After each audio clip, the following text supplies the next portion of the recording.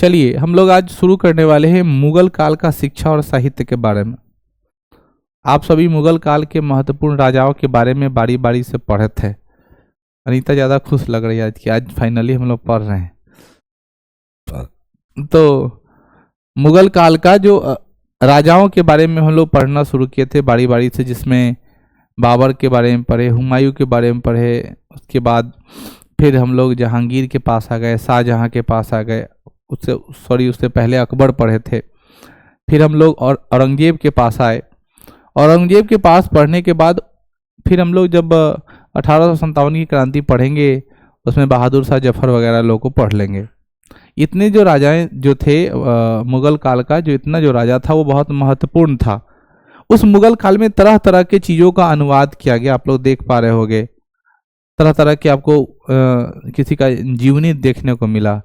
तो निश्चित तौर पर उस समय की शिक्षा और उनके द्वारा रचित विभाग जिसको हम लोग साहित्य कहते हैं उसके बारे में हम लोग को पढ़ना जरूरी हो गया था। मैं आपको बता दूं कि जो उस टाइम का जो जैसे हम लोग अभी है भारत का राष्ट्रीय भाषा हिंदी के रूप में है, ठीक है ना, ठीक उसी प्रकार उस जमाने में मुगल साम्राज्य का जो राजकीय भाषा थी वो थी फारसी। क्या थी? लेकिन ऐसा नहीं है कि सिर्फ फारसी ही चलता था। उस टाइम में क्या होता था, उर्दू भी चलता था, उसके अलावा संस्कृत भी चलता था, हिंदी भी चलता था, सब भी भाषा चलता था, लेकिन मुख्य भाषा कौन थी? फारसी। मुगल काल में बाबर के समय सुहरते आम नामक विभाग स्कूल कॉलेज का निर्माण करवाता था। जैसे आजकल स्कूल कॉलेज की निर्माण कराने की जिम्मेवारी शिक्षा विभाग को है। शिक्षा विभाग फिर भवन निर्माण विभाग को देता है और बिल्डिंग बनता है। ठीक उसी प्रकार सुहरते आम उस समय का शिक्षा विभाग होता था जो स्कूल कॉलेज का निर्माण करवाता था। मुगल काल में शिक्षा एवं साहित्य के क्षेत्र में भी काफी विकास हुआ था, जिसका पहला प्रयास हुमायूं के द्वारा किया गया। हुमायूं ने दिल्ली के पुराने किले में दीन पनाह, आपको याद होगा इसी पुस्तकालय से वो गिर के मरा था, तो दिल्ली के पुराने किले में दीन पनाह शेरे महल नामक एक पुस्तकालय का निर्माण किया था, जो उसका व्यक्तिगत पुस्तकालय था। यानी वो व्यक्तिगत पुस्तकालय मतलब उसमें दूसरे को जाने नहीं देता था, वो उसी में बैठ करके पढ़ाई करता था। अकबर ने अपने शासनकाल में एक अनुवाद विभाग की भी स्थापना कराई। यानी अकबर जो है वो अनुवाद कराता था अलग अलग भाषाओं में।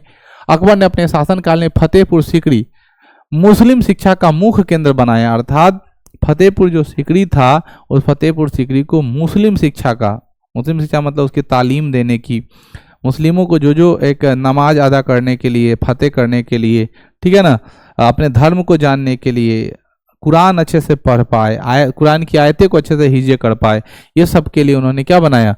मुस्लिम शिक्षा विभाग का मुख्य केंद्र बना दिया। अकबर का शासनकाल भारत में फारसी साहित्य का पुनर्जागरण काल कहा जाता है। अकबर का साहित्य फारसी का क्या जाता है? पुनर्जागरण मतलब उस समय फारसी को जागृत किया गया, मतलब अच्छे डेवलप कराया गया। मुगल काल में राजकीय भाषा फारसी थी, किंतु हिंदी, संस्कृत एवं उर्दू का भी विकास हुआ। मैं अभी थोड़ा देर पहले बोल ही रहा था, मुगल काल की राजकीय भाषा क्या थी? फारसी थी, लेकिन हिंदी का भी हुआ, संस्कृत का भी हुआ और उर्दू का। अकबर के शासनकाल को हिंदी साहित्य का स्वर्ण काल कहा जाता है। अकबर के शासनकाल को क्या जाता है? हिंदी साहित्य का स्वर्ण काल कहा जाता है। देखो आगे हम लोग बढ़ते हैं। मुगल काल में क्या क्या बना? बवाल से शुरू हुआ है। मुगल काल में क्या क्या बना है आपको याद है, लेकिन कौन किसने बनवाया फिर से रिपीट कर लेते हैं। पहला बवाल, बाबरी मस्जिद तोड़ दिए हैं, राम मंदिर बना दिए, है ना। बाबर ने अयोध्या में बाबरी मस्जिद का निर्माण करवाया और लाहौर में उन्होंने कुछ महत्वपूर्ण निर्माण करवाए। इसके अतिरिक्त इन्होंने आगरा में चारबाग शैली में आराम बाग का भी निर्माण करवाया है। किसने करवाया? बाबर ने, ठीक है ना, ध्यान रखिएगा। बाबर ने बाबर मस्जिद का यानी बाबरी मस्जिद का निर्माण करवाया, आगरा में आराम बाग का भी निर्माण कराया है। हुमायूं ने के काल में दीने पनाह भवन बनाए, जो एक पुस्तकालय है, दिल्ली में करवाया। इसी भवन में उन्हें एक पुस्तकालय का भी निर्माण करवाया। दीन पनाह भवन शेरे भवन महल के नाम से भी जाना जाता है। शेर शाह सूरी काल में दिल्ली में एक नया शहर शेरगढ़ की स्थापना किया गया। यहीं पर एक किला कोहना का नामक मस्जिद का निर्माण करवाया गया। इस मस्जिद का पुराना किला का मस्जिद के नाम से भी जाना जाता है। यानी शेर शाह सूरी ने क्या किया? पुराना किला का मस्जिद का निर्माण करवाया। बच्चों अलग अलग राजाओं ने अलग अलग काम किया है। सभी राजाओं का नाम हम लोग जल्दी जल्दी याद कर लेंगे, कौन राजा ने क्या क्या बनवाया है, ठीक है। फिर हम लोग आगे जब इसमें बढ़ते हैं तब हमको पता चलता है कि शेर शाह सूरी ने सासाराम शेरशाह सूरी ने खुद सासाराम में अष्टकोणीय मकबरा का निर्माण करवाया। अष्टकोणीय मकबरा में हिंदू और मुस्लिम दोनों शैली का प्रभाव देखा जाता है।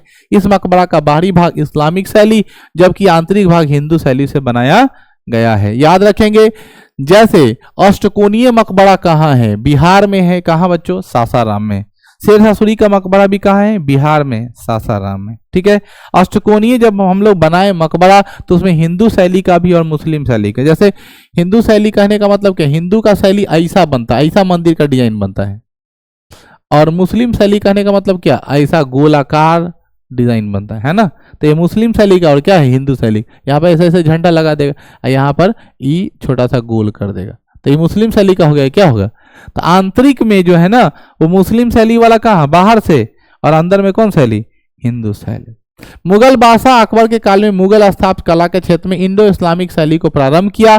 अकबर के काल में अबुल फजल ने लिखा, बादशाह सुंदर महल की योजना बनाता था जिसे वह अपने मस्तिष्क एवं हृदय के विचार का एक नया स्वरूप देता था। यानी अकबर क्या करता था? अपने मन मंदिर में एक फीलिंग लेता था कि हमको क्या करना है, इस तरह का भवन बनाना है, और उसी विचार पर वो क्या करता था? काम करता था। अकबर के काल में सर्वाधिक स्थापत्य कला का नमूना फतेहपुर सीकरी, आगरा, दिल्ली एवं लाहौर में देखा गया। अकबर ने अपने पिता हुमायूं का मकबरा दिल्ली में हमीदा बानो बेगम की देखरेख में करवाया, जिसके प्रमुख वास्तुकार मीर मिर्जा गियास थे जो ईरान के रहने वाले थे। यही कारण है कि हुमायूं के मकबरा में ईरानी प्रभाव को देखा जाता है। यानी हमीदा बानो बेगम जो उसकी क्या थे? माँ थी। बात समझ में आया? हुमायूं के, अकबर के माँ का नाम क्या था? हमीदा बानो बेगम, और उसी के देखरेख में यह बना। ठीक है ना। इस मकबरे के चारों ओर ज्यामितीय आकार के बाग लगाए गए थे। किस आकार के? ज्यामितीय के आकार के बाग लगाए गए थे। इस मकबरे में सफेद संगमरमर का उपयोग किया गया है। हालांकि इस मकबरे में हिंदू प्रभाव भी देखा जा सकता है, हिंदू प्रभाव भी दिखाई देता है। हुमायूं के मकबरे के बारे में कहा गया, यह मकबरा एक बीबी का महबूब पेशकश, जो मैंने आपको बताया था। हमीदा बानो बेगम अपने पति की याद में क्या किया? एक मकबरा बनवाया। अकबर ने 1566 में आगरा में किला का निर्माण करवाया। अकबर ने 1566 में आगरा के किला का निर्माण करवाया। यमुना नदी किनारे पर करवाया था, जिसके प्रमुख वास्तुकार कासिम खां थे। इस किले के पश्चिम में दिल्ली दरवाजे का निर्माण करवाया गया। इस किले में लाल पत्थर का प्रयोग भी किया गया है। आगरे के किले के अंदर ग्वालियर के राजा मान सिंह के महल के तर्ज पर जहांगीरी महल का निर्माण करा गया, जो पूर्णतः हिंद शैली में बना हुआ है।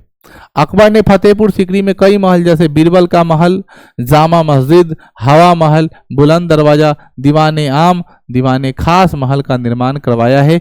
ये सारे नाम आप अच्छे से याद रखिएगा। नाम पहला क्या है? बीरबल का महल, जामा मस्जिद, हवा महल, बुलंद दरवाजा, दीवाने आम, दीवाने खास महल का निर्माण किसने करवाया? अकबर ने करवाया। बच्चों ये कहाँ है बच्चों? फतेहपुर सीकरी में। अकबर ने गुजरात विजय के अवसर पर फतेहपुर सीकरी का निर्माण करवाया 1571 ईस्वी में, और इसे विजय नगरी के रूप में घोषित कर दिया और अपनी क्या बना दी? राजधानी बना दी। ठीक है। विजय नगरी किसे कहा जाता है? फतेहपुर सीकरी को। कब? 1571 ईस्वी में उसकी क्या बना दी? राजधानी भी बना दी।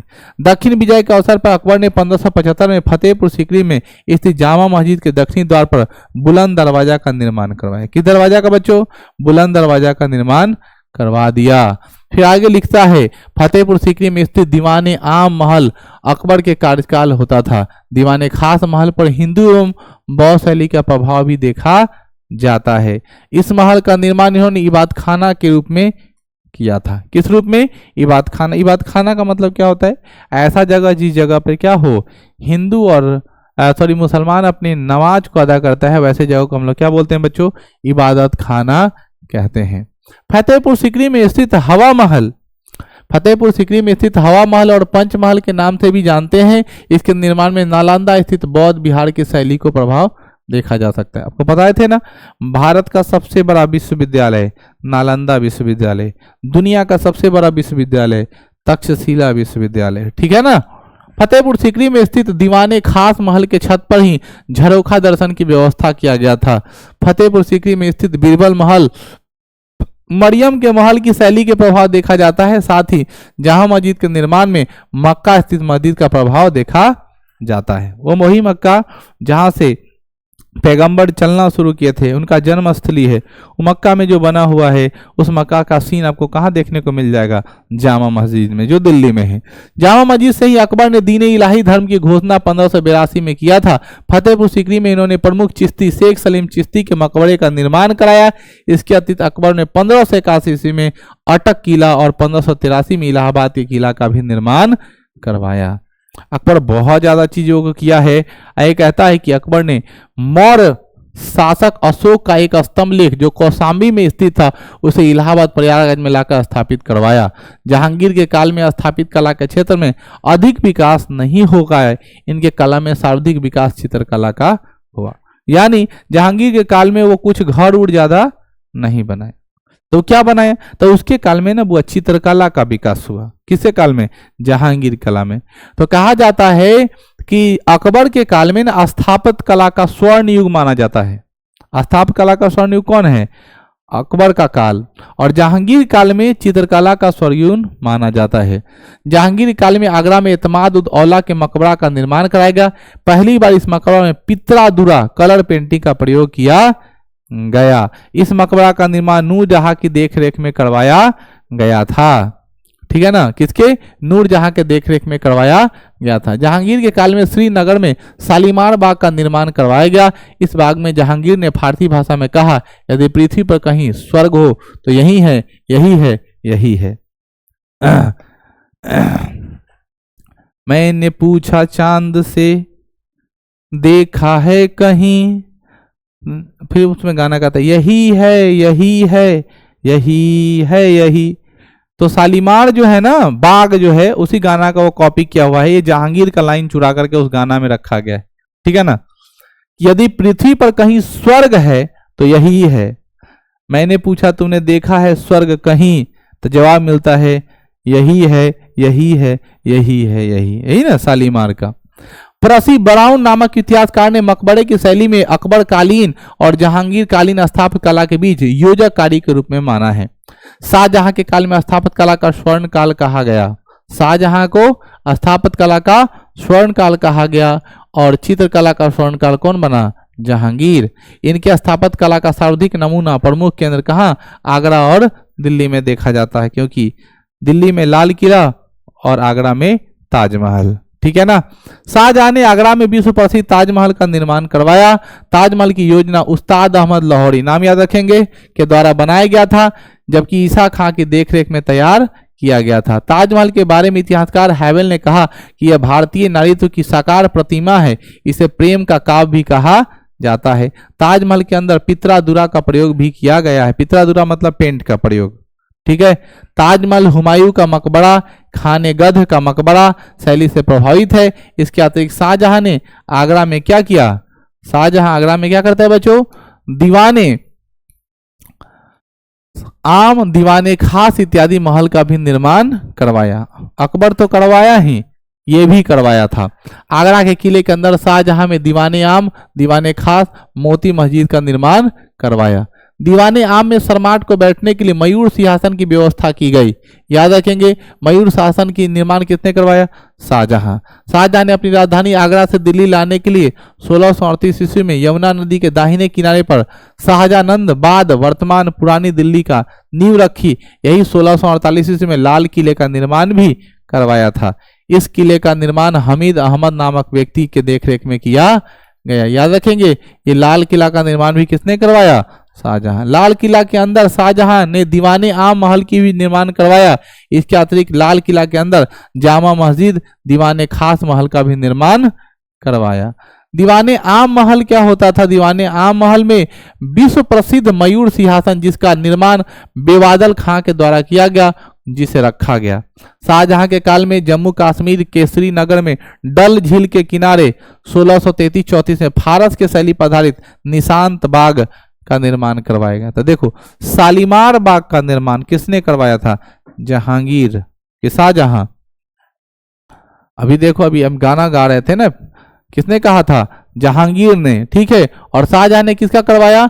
निशांत बाग का। निशांत बाग का निर्माण पुनः मुमताज महल के पिता आसफ खां के द्वारा भी करवाया गया था। निशांत बाग जो है खुशियों का बाग कहा जाता है औरंगजेब के काल में स्थापत्य कला के क्षेत्र में कुछ ज्यादा परिवर्तन नहीं हुआ।